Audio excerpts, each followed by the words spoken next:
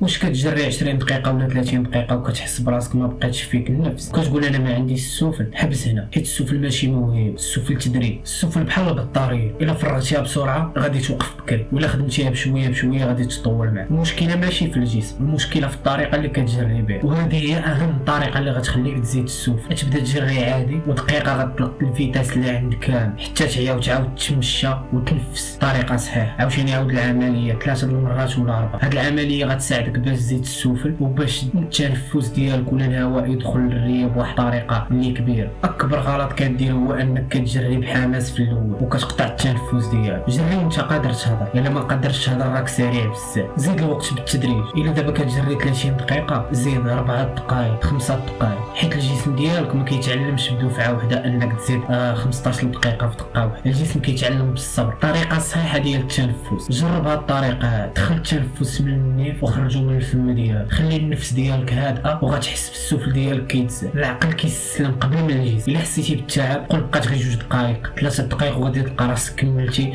المده الزمنيه اللي كنتي داير. السفل كيجي بالتدريب المستمر وبالتنفس الصحيح.